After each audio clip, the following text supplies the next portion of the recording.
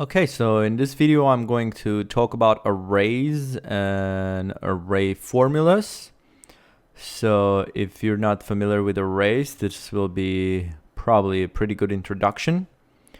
So first of all, what is an array? Usually it's a little easier to explain arrays when you're in Excel versus Google Sheets, but that should not be a problem. So first of all, I'm going to start with an equal sign and I'm going to place an array here. So the way I can say that what I'm doing is an array is I can use this curly brackets.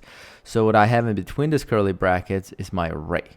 An array is basically a set of values that could be rows and combined with columns. So what does that mean? So let's say I do 1, 2, 3. So when you're doing commas, that's basically your separation of columns. So right now, this is an array with 3 values, 1, 2, and 3. And these are 3 different rows. So if I simply just hit enter here, you'll see that basically that entire array from this formula is being placed in 3 different columns here. So again, this is our separation of columns. So I hope I didn't say rows at some point, but if I did, just make sure you understand that a comma is a column. So now we have 3 columns. Now, what if I wanted to move to a different row in this array? So to do that, you do a semicolon. And semicolon indicates now we're moving to the next row. So now let's say I'm going to do 4, 5, 6. So basically this will be our first row with 3 columns. And this will be our second row with 3 columns again. So if I hit enter, you're going to see we have those values. And obviously if I want another row, I just do another semicolon and basically just place your values up. Let's do comma. And there we are. So we have our set of values basically just placed on a screen. That should give you a little understanding about how arrays are structured. So again, comma for columns and semicolon to basically indicate another row. Okay, so now that we know that, let's try to do some calculations and some results in arrays. So you can do some pretty interesting things with arrays. So one thing we can do is, for example, build a new range and reposition columns. So what do I mean by that? I can start with an equal sign. I can do my curly bracket. And what I can do, I can highlight all of these values as my cost, as my first column, as I said. And remember how we separate columns is by using a comma, right? So the next column is going to be these values over here. So if I do my curly brackets to close this, I'm going to hit enter. Now you're going to see that what I get is basically the same 2 columns, only in the opposite order. Now basically this is my first column and this is the second column. And obviously didn't have to be columns that are next to one another. And you can just also just continue. I can do another comma and decide, okay, so then I'm going to do this, right? And now we should see those 3 columns, repositions and rearrange. And now this is the way we actually see those results. Hopefully that makes sense. Now, why could this be interesting, right? Why would you care about this? Or why would you ever want to do this? So sometimes when you do a Vlookup, for example, to do an example of a Vlookup. So again, if you don't know how Vlookup works, I have an entire video about Vlookups. You can go ahead and watch that. But for now, let's say I'm going to do a pretty simple Vlookup. I'm going to say I'm going to be searching for this item, which is, so again, I put it in quotes because it's text. I'm looking for 6199-89-430. That's the item I'm going to be searching for, comma, and I'm going to be searching for in this range, right? And again, with Vlookup, you have to make sure that whatever you're searching for needs to be located in the first column of the range you're highlighting. Now, for good practice, I'm going to just lock this with F4. It doesn't really matter here, but anyhow, so I'm going to go do comma. And if I do, let's say, column index 3 and do an exact match or false option, which is 0 or false, that's going to get us the third column, because I'm saying let's get the third column match. So if I hit enter, see I'm getting 6890, which is basically we looked for this, we found it, and it was 6890. That was the cost for that. So again, if you don't know what I just did with VLOOKUP, go and watch VLOOKUP video. There is a lot to cover about VLOOKUPs, and I'm not going to cover VLOOKUPs here. But why do I want to mention this, right? So with VLOOKUPs, one thing that you're going to notice is that you only can pull information from the right of your column where you're searching, right? So we're searching in stock numbers because we're looking for a stock number. Now I can only get the price or the cost, but I could not get this because this is located to the left. So to be able to do that, I can create this array type of range. So I can say, you know what, I want this to be my first column, which is my stock numbers, comma, and I want this product to be my second column right here. So now this is my first column and this is my second column, right? And if I wanted to do a VLOOKUP, I would say, well, let's search for this item, and now we're going to look for it not here, we're going to look for it in here. So again, for good practice, lock that, right? And now because it's a different range, we have only 2 columns, I'm going to say I want to retrieve the information from column 2. So if I enter, I'm going to get whatever that product that I was searching for is. So 430 is this item, which is what we get.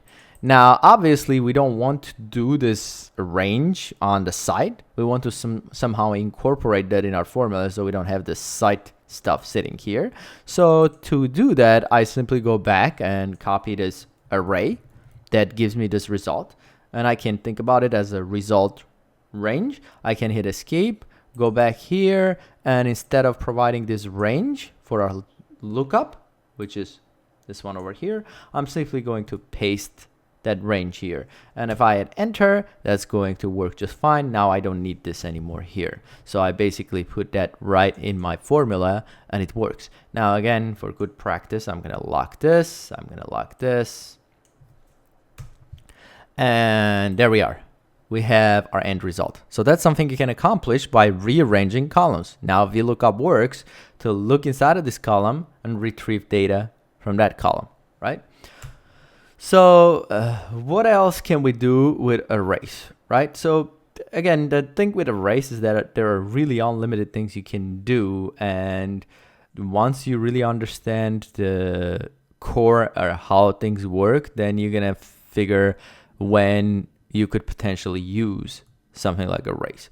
But for right now, I'm going to use another function. It's called ARRAYFORMULA. And in this case, you can use ARRAYFORMULA if you want to get a formula that's also an array. So in the other case, when I was using the simple curly brackets, there was no formula. I was just selecting the data I needed, and I was saying, let's reposition it this way or reposition it that way, right? That was kind of the idea. Now, what I'm going to do now is try to create a formula. And first of all, I guess, let me explain what a formula is going to do. So what I'm going to try to do is simply just get a sum of, or not the sum, but the average net profit from an item sale. So what do I mean by that? So what I want to do basically, let's take the price of each item minus the cost for each item, which is going to give us the difference, right? I want to copy this down, which gives me all of these values. And I want to see what's the average, basically profit or net, not really profit, we get from an item. So that should be 43.92. Now, however, I don't want to do all of these extra columns and all this stuff. I just want to get it working in my single formula. So to get to the same results, I can use an array formula. And in this array formula, I'm going to say, well, I want all of this minus all of this. So I'm basically taking a range minus another range. I'm going to close that parentheses. And if I hit enter right now, you see that what I get is basically these values right here as a result of my calculation. So I said, let's get all of this minus all of these.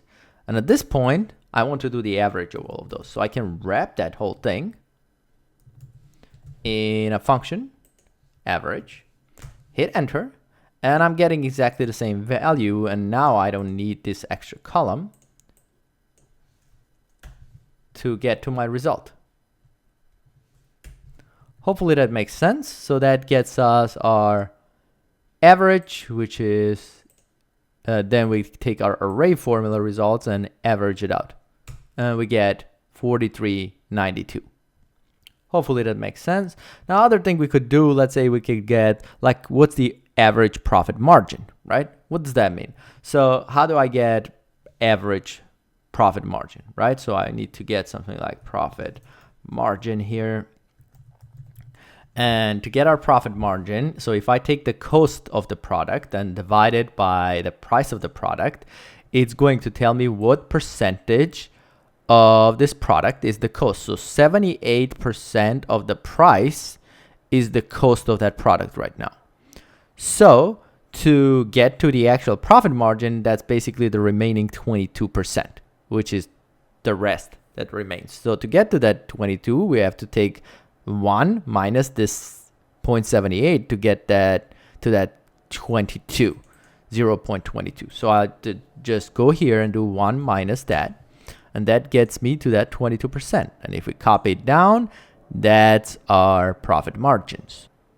Now, obviously, you could do this as a percentage sign to make them pretty and stuff, but I'm not going to worry about it right now. So if you're watching this, hopefully you already know all that. So I'm going to go ahead and do an average and use the average of all of those. And basically that's our average profit margin. So that's about like 33%. Now let's get to the same result using an array formula. So I'm going to start array formula. So what I did, if you remember, I said, well, we're going to take cost and we're going to divide it by the price.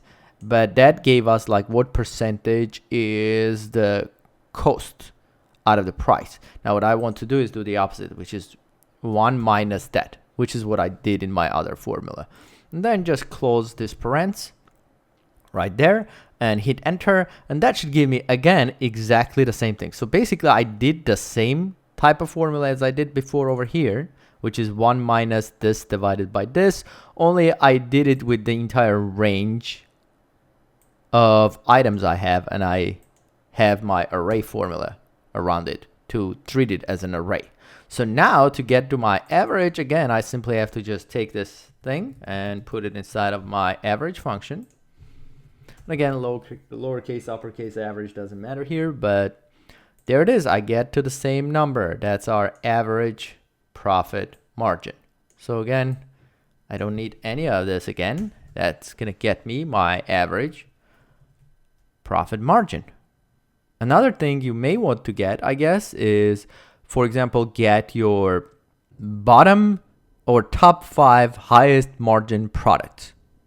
So let's say we wanted to get the top 5 products with a higher margin, which what that means is probably shouldn't delete that. But in this particular case, if we have this profit margins, to get the top 5, see, this is the 1, 2, this is the second highest profit margin. So then we have, what do we have?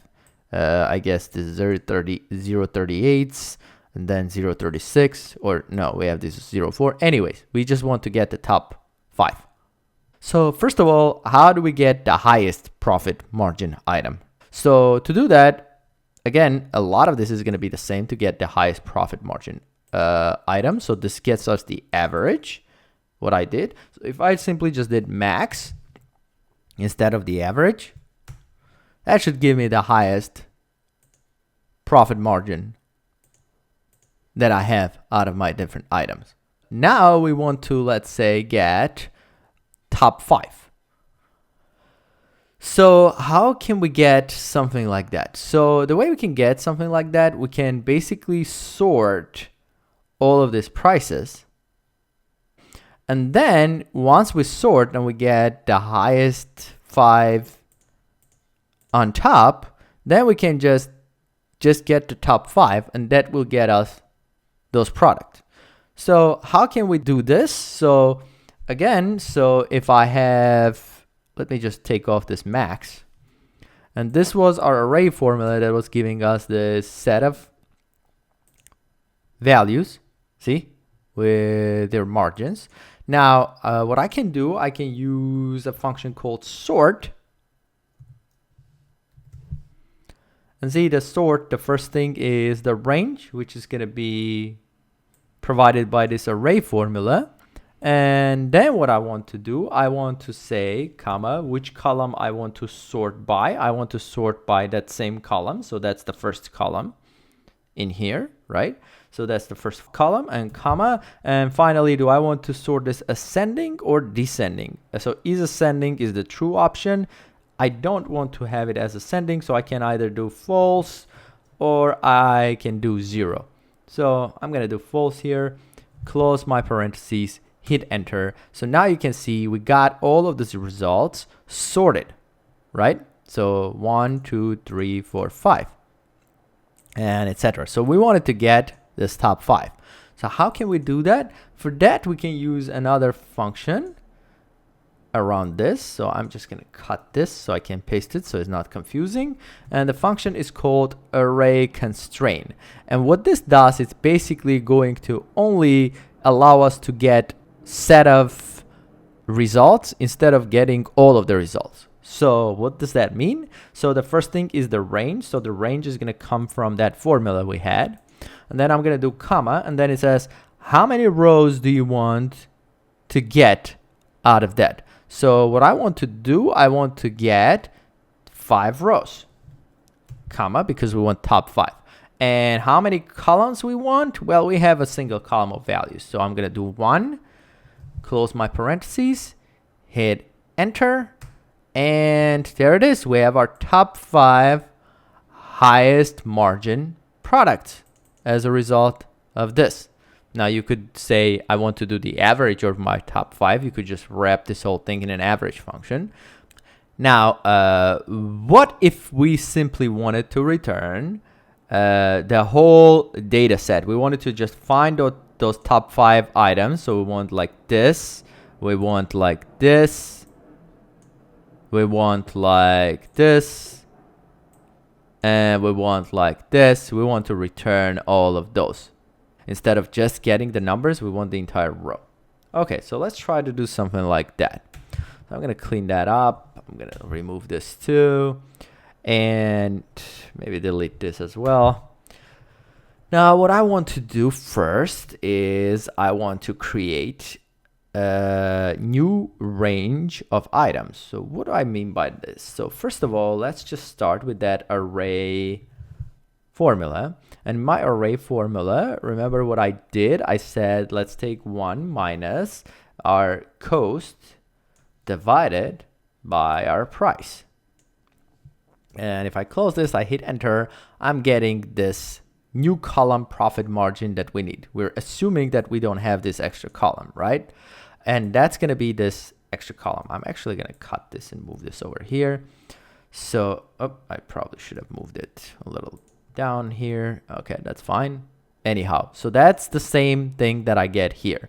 Now, what I want to get as an end result is not just that. I want also all of these columns that are located on the left of this, right? So what I need to do, I need to make my array. So I'm going to cut that. I'm going to start with that curly bracket, right? So as a first result, I'm going to say I want all of this. And then new column is a comma, right? And I'm going to paste that array formula that's giving me that extra column. And I'm going to do a not semicolon, but the curly bracket closing, whatever we're calling this. I'm going to hit enter. And what you're going to see is basically I have those results which is all of my table on the left. And in addition to that, I also have that extra column that I was looking for. And this is obviously not connected to this at all. So if I delete this, still gonna be the same, right? I'm still gonna keep it so we can kind of reference it with our eyes, but just keep in mind that this is not connected to this column at all. And that's the whole point of doing this, right? You don't want that extra column, you just want your results. Okay, so now out of this result, what I want to do, I want to now sort these by this column over here. And that column is 1, 2, 3, 4, 5, number 5 column. I'm gonna go back here, I'm gonna grab this whole thing, cut it because I'm gonna need to use it, and I'm going to use my sort function. And the first thing is the range, which is that whole thing that I had. I'm gonna paste it, comma, and then the sort column. So if you remember 1, 2, 3, 4, 5, I want to sort by the 5th column. And is this ascending? No, so it's false or 0. Close that, hit enter, and now I'm gonna get that same result, only now sorted, and we have the highest value on top. And now at this point, what I want to do, first of all, I want to basically just constrain my result. So I want to just get top 5. So I'm gonna go back here, grab this whole thing, and we're going to use our array constraint formula. I'm going to paste my range, comma. Now I want it how many rows? The number of rows needs to be 5. That's how many results I want, comma. Now another interesting thing is that how many columns do I want to return? Because I don't really want to see this profit margins. I just want to see these columns. So I have 1, 2, 3, 4. So I'm gonna do 4, and I'm not gonna do 5. So I could do 5 also to include that profit margin column, but I don't want it. So I'm gonna do 4, close parens, hit enter, and there we have it. Now we basically are able to dynamically extract top 5 margin products from our results. And again, keep in mind, this is not top 5 highest priced or the lowest price. This is top 5 with the highest margin. What that means is that the first one should be, see this one, which is Nike Train Speed 4, right? This 0.49. The second highest margin is 0.47, which is this Nike Train Ultra Fast, whatever that is, and so on. Hopefully that makes some sense. And that's the result of array constraint, sort, and array formula. All of those functions combined right here. Okay, I think that's enough for this video. For introductory level, I'll do another video which is probably gonna get a little more advanced, but for this, I think this is it. I hope you've enjoyed this video. Thanks for watching. Please subscribe, and I'll see you next time.